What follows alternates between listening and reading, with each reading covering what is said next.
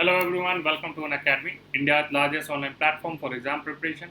आप सभी का स्वागत है करंट अफेयर इन 10 में। Myself Prabhas Kumar, I have been teaching GS for more than 6 years and mentor more than 80,000 students so far. I have also cleared various government exam. तो जो भी बच्चे इस वीडियो को पहली बार देख रहे हैं वो अन अकेडमी के लर्निंग ऐप को इंस्टॉल कर लें, और जो देख रहे हैं पहले से इंस्टॉल कर रखे वो दूसरे को भी, अपने फ्रेंडों को ये कहिए कि इंस्टॉल कर लें कि उन्हें भी फ़ायदा हो सके, और इसे ज़्यादा से ज़्यादा शेयर करिए। आप हमसे टेलीग्राम ऐप पे भी जुड़ सकते हैं, जहाँ पे आपको अपकमिंग वीडियोस साथ के साथ एग्जाम से रिलेटेड इंपॉर्टेंट नोटिफिकेशन भी शेयर किए जाएंगे। और अगर सिलेक्शन चाहिए तो आपको श्योर शॉट सिलेक्शन के लिए डिफरेंट मंथ के प्लान है अनअकैडमी के पास, वो आप एक बार देखिए। और मैं हमेशा आपको यही कहूँगा कि 12 या 24 मंथ के प्लान को परचेज करें। फ़ायदा ये है कि अनअकैडमी पे जितने भी टॉप एजुकेटर्स, जितने भी, अगर आप बैंक के लेते हैं तो अनअकैडमी में बैंक के जितने भी टॉप एजुकेटर्स हैं, इसी प्राइस में ये आपको सारे टीचर का क्लास आपको एक्सेस हो जाएगा। दूसरा फ़ायदा क्या है, मॉक टेस्ट मिल जाएंगे, टेस्ट सीरीज मिल जाएंगे, क्विजेज होंगे, प्लस मैथ, रीजनिंग, इंग्लिश और जीएस का सारा क्लास मिलेगा। सबसे बड़ा फ़ायदा क्या है कि साल भर का अगर आप लेंगे तो साल भर में आप मल्टीपल एग्जाम देते हैं, और हर एग्ज़ाम पिछले एग्ज़ाम से कुछ ज़्यादा ही लेवल बढ़ जाता है। तो सारा अपडेटेड मटेरियल मिलेगा सब्जेक्ट वाइज। समझ में आ रहा है मैं कह रहा हूँ? तो ये बहुत बड़ा फ़ायदा है। अगर आप 6 या 12 या 24 मंथ के प्लान को ऑप्ट करते हैं तो आपको नो कॉस्ट ईएमआई फैसिलिटी भी दिया जाता है, मतलब उस पर कोई चार्जेस नहीं होंगे। ठीक है। और एक फ़ायदा क्या है कि अगर आप 12, 6 कोई भी मंथ का प्लान लेते हैं तो इस रेफरेंस कोड को यूज़ कीजिए। फ़ायदा क्या होगा, 10% का डिस्काउंट। तो 6,000 का कोर्स 5,400 में अवेलेबल हो जाएगा। ये जो 7,200 का कोर्स है वो 6,480 रुपये में अवेलेबल होगा, मतलब 270 रुपये मीन। बात समझ रहे हैं, न्यूज़ पेपर से भी सस्ता हो जाएगा। तो चलिए आज बढ़ते हैं आगे। फरवरी month part 1 MCQ। Question number first है, how much fund has been allocated for the unique identification authority of India for financial year 21? Rupees 725 crore first, second rupees 1917 crore, third rupees 1985 crore, fourth rupees 825 crore. तो आंसर है, ठीक है। तो UIDA का full form याद रखिएगा और ध्यान रखिएगा। UIDA में एक आपको याद होगा तो नंदन नीलकनिका, तो ये इनका बहुत बड़ा हाथ था इसमें। टेक्निकल ब्रेन जो थे ये यही थे इसके लिए। चलिए question number second, which state owned bank signed a pact with CARE rating to assess the credit quality of a small medium enterprise customers? State Bank of India, Andhra Bank, Central Bank of India, bank of Baroda. तो answer हो जाएगा fourth, bank of Baroda. ठीक है, तो इसको याद रखेंगे। Care के अलावा बहुत सारी रेटिंग एजेंसी है, क्राइसिल है, ठीक है, फिच है, मूडीज है। क्यों मैं ये लिखवा रहा हूँ इसको समझिएगा। S&P है, SEMER है, ये सब जो भी एजेंसियाँ हैं आप सभी के बारे में थोड़ा बहुत पढ़िए। ठीक है, एक तो हेडक्वार्टर, दूसरा इन लोग के हिसाब से क्या प्रोडिक्शन है, एशियन डेवलपमेंट, ये सब बैंक है GDP को लेकर के। तो ये सब जो भी रेटिंग देती हैं वो उसको पढ़ना बहुत जरूरी होता है, एग्जाम में बहुत आता है। क्वेश्चन नंबर सेकंड का हो गया fourth, bank of Baroda. Question number third है, who has been appointed as the chairman of central board of indirect taxes and customs CBIC? First Nripendra Mishra, second MA Ajit Kumar, third Anil Khanna, fourth है मनोज कोहली। तो आंसर है अजीत कुमार। ये तो principal secretary हैं, मालूम ही होगा नृपेंद्र मिश्रा के लिए।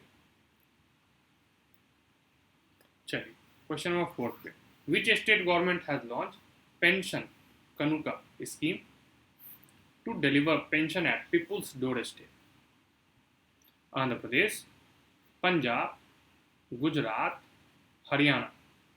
तो आंसर हो जाएगा आंध्र प्रदेश। आंध्र प्रदेश का याद रखिएगा CM कौन है, तो जगमोहन रेड्डी। ठीक है, और गवर्नर कौन है, विश्व भूषण हरिचंदन, ये याद रखिए। चलिए question number fifth, when will be the 11th edition of the biennial mega defense exhibition defence expo held. तो एक तो ये है 11th एडिशन, कहाँ पे हो रहा है ये पता करते हैं। First Kanpur, second new Delhi, third Lucknow and fourth Varanasi. तो याद रखिएगा लखनऊ, ठीक है।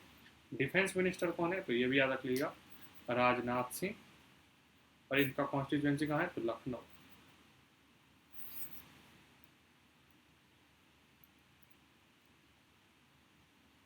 यहाँ पे कौन सा एयरपोर्ट है, चौधरी चरण सिंह एयरपोर्ट।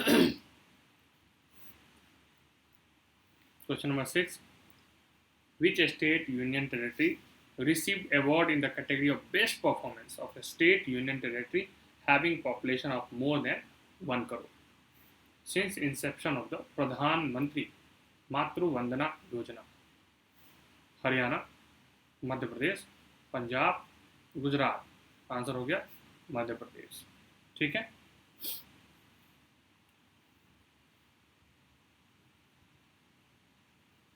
ये योजना जो है ना, इसका फुल फॉर्म याद कर लीजिएगा सभी योजनाओं के। जैसे प्रधानमंत्री KVY पूछ देगा तो आपको वी का मतलब पूछेगा तो कौशल विकास योजना। तो ये सब जानना आपके लिए, प्रधानमंत्री PMUY उज्ज्वला योजना। तो ये सब आपको इस तरह से लिख करके आपको याद करना है full form. Question number 7, which country became the 54th member of Commonwealth family? First है ऑस्ट्रेलिया, सेकेंड है Iran, third Sri Lanka and fourth Maldives. तो आंसर क्या हो जाएगा, मालदीव्स। राजधानी क्या है, Male. Question number 8, who has been elected as the new president of Paralympic Committee of India? Deepak Malik, BVP Rao, Arjun Munda, sorry Deepa Malik है, उसके बाद राजकुमार सिंह। तो आंसर हो जाएगा दीपा मलिक। क्वेश्चन नंबर 8 का फर्स्ट। 9 क्या है, who assume charge as the new chairman and MD of Coal India Limited? Jitendra Singh, AK Jha, Pramod Agrawal, Pranav Sen. तो आंसर है Pramod Agarwal. 10th, in which city Indian Navy conducted coastal security exercise? Matla अभियान? कोलकाता, बेंगलुरु, चेन्नई, विशाखापट्टनम। तो आंसर हो जाएगा कोलकाता। यहाँ पे कौन कौन, तो सुभाष चंद्र बोस एयरपोर्ट है, ये सब याद रखिएगा, ठीक है।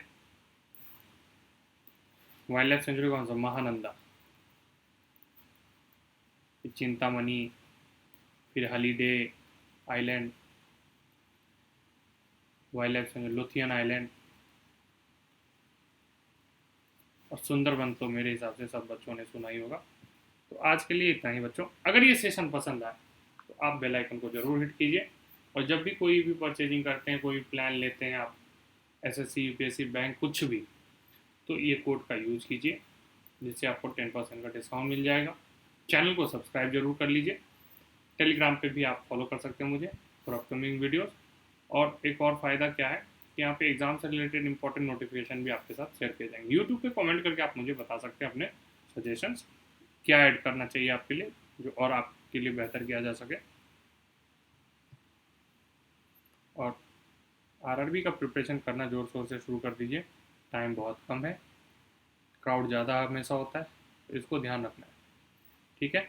तो अगर आप RRB का प्रिपरेशन करते हैं या SBI के प्रिपरेशन कर रहे हैं तो आप अभी से लग जाइए। और मेरे हिसाब से आपको मैक्सिमम नहीं तो मिनिमम कम से कम 10 से 12 घंटे मिनिमम पढ़ने के लिए मैं बता रहा हूँ। ये नहीं कि आप उसमें 6 घंटे या 7 घंटे, क्योंकि आप ये देखिए कि एप्लीकेंट कितने, ठीक है, तो आपको पता चल जाएगा। और हर साल आपने कंपेरिजन किया है, मतलब अगर सिर्फ 5 साल का अगर आप एनालिसिस करेंगे तो ज़बरदस्त डिफरेंस आ गया। इसको भूलिएगा नहीं, इस पॉइंट को कंसिडर कीजिएगा। और जब भी बनाएं तो ये चीज़ ध्यान रखिएगा, नॉर्मली बच्चे गलती क्या कर देते हैं एग्ज़ाम के टाइम में कि वो सिर्फ वही सब्जेक्ट पढ़ने में लग जाते हैं जिसमें उनका अपना इंटरेस्ट होता है।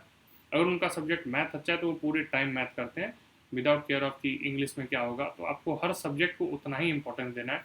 ये नहीं करना है आपको कि आप उसको छोड़ दें और ये काम कर लें कि आपका वो ख़त्म ही हो जाए।